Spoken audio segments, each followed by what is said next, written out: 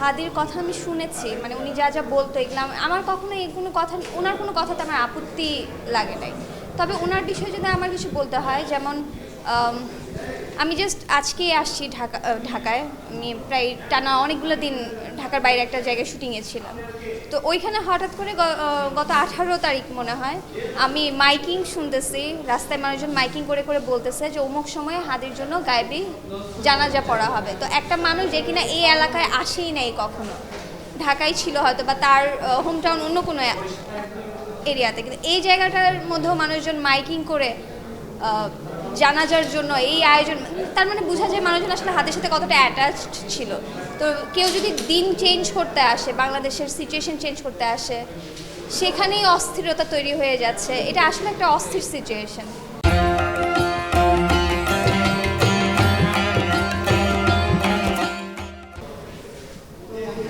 রাজনৈতিক আলাপটা আসলে জরুরি। আমরা যদি আলাপ জারি রাখি তাহলে হয়তো আমাদের চেঞ্জটা আসবে।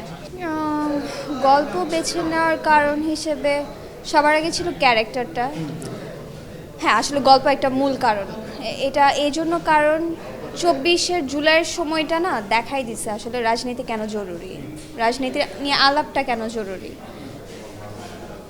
ওইটার পরে রাজনীতির বিষয়টা নিয়ে এতটা অ্যাটাচড ছিলাম, ইনফ্যাক্ট এখনও যা ঘটছে রাজনীতির কারণে আমরা নানানভাবে সাফারার বলবো না, কিন্তু এটার ভিতর দিয়ে আমরা যাচ্ছি। আসলে সাফারার তো বটেই আসলে, কিন্তু এটা মোকাবেলা করেই বা এটা ফেস করে করেই যাইতে হচ্ছে। সো রাজনীতি একেবারে আমাদের থেকে ডিট্যাচ কিছু না।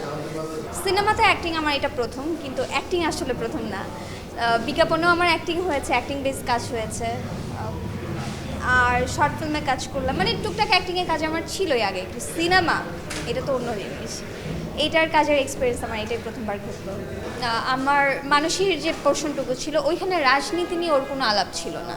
ও দেশ নিয়ে, সিচুয়েশন নিয়ে কথা বলেছে, যেগুলো কিনা আমাদের সমস্যা, কেন সমস্যা, এটা সমাধান আসলে কেন হওয়া উচিত ছিল, এটার পেছনে বিজ্ঞানটা কি, এসব বিষয় নিয়ে সে কথা বলছে। তারপর ওর যে একটা ক্যারেক্টার ওখানে দেখানো হয়েছে, ওর যে পার্সোনালিটি ছিল, সেই জায়গা থেকে সে কী ধরনের টিচার, সে যখন বাচ্চাদেরকে পড়াশোনা করাচ্ছে, কোনো একটা গল্প, একটা কমন গল্প যেটা কিনা আমরা সবসময় একভাবে শুনে আসছি, সেই গল্পটাকে সে অন্যভাবে বাচ্চাদেরকে শোনাচ্ছে। এটা প্লিজ আপনারা যখন সিনেমাটা দেখবেন, আমার এই গল্পের পোর্শনটুকু আপনারা দেখবেন অবশ্যই।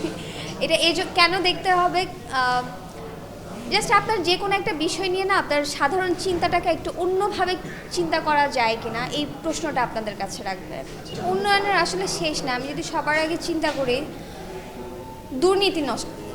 দুর্নীতি আসলে আমাদের পুরো সিস্টেমটাকে নষ্ট করে রাখছে। আমার যদি ঠিক করতে হয়, আমি সবার আগে এই জিনিসটা ঠিক করব।